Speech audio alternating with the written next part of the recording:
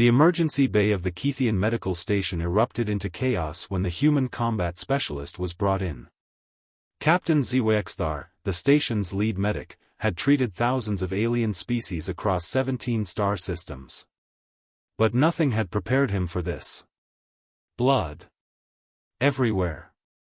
The human, Sergeant Nathan Cross, was literally leaking from multiple wounds.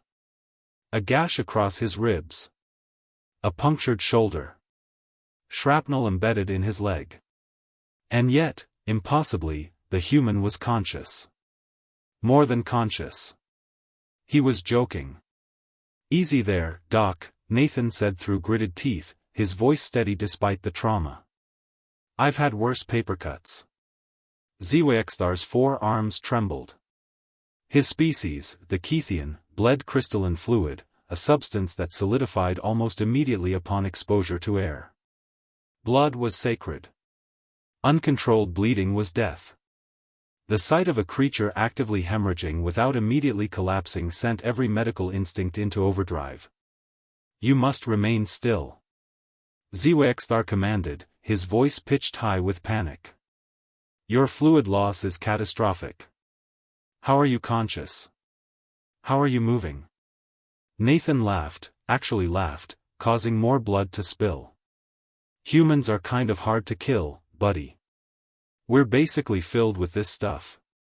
Losing a little doesn't shut down the whole operation." HFY didn't understand. He began frantically applying pressure to the wounds, his four hands working in desperate coordination.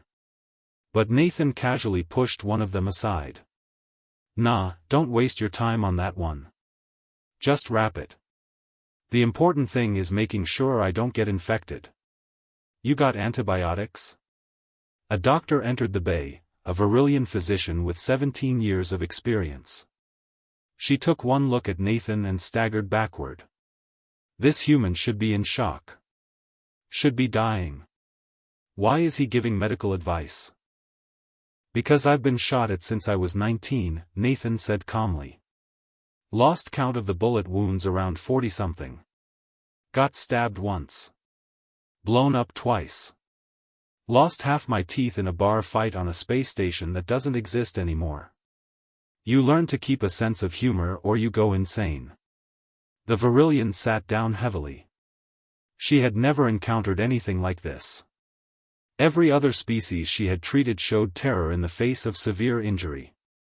This human seemed almost bored. "How is this possible?" HFY whispered, his four hands still shaking as he worked. Nathan looked up at the alien medic with genuine kindness in his eyes. "You want to know the secret? My species didn't evolve on a nice planet, Doc. Earth tried to kill us at every turn. We had predators that hunted us. We had diseases that wiped out civilizations. We had famines and floods and ice ages and volcanic winters. And somehow, we kept going."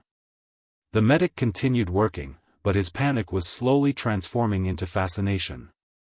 Nathan continued, his voice growing stronger. "Every single human alive today is the descendant of millions of survivors. We're built to keep functioning even when everything is falling apart. Our bodies are engineered by evolution to tolerate massive trauma and keep going. We bleed, we hurt, we suffer, but we don't quit." A third medical professional arrived, a Shantis engineer who specialized in bionic reconstruction. She assessed Nathan's injuries with clinical precision. Approximately 30% blood loss. Severe lacerations. Moderate contamination.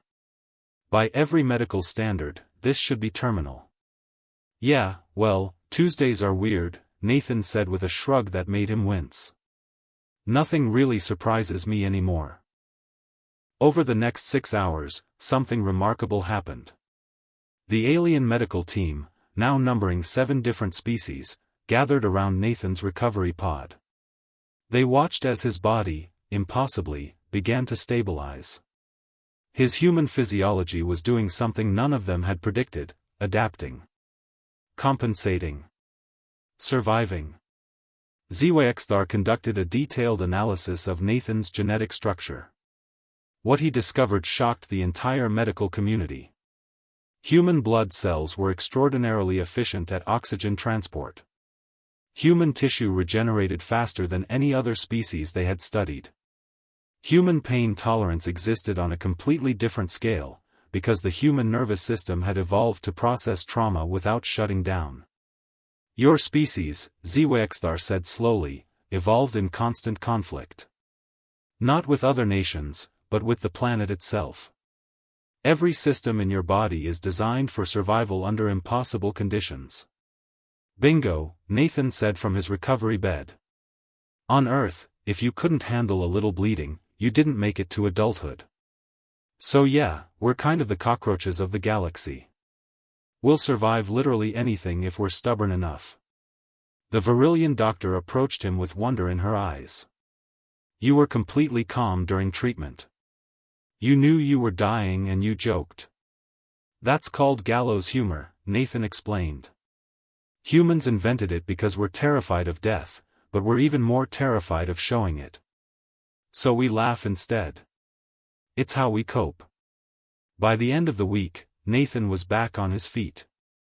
The alien medical team had successfully treated him, but more importantly, they had learned something profound.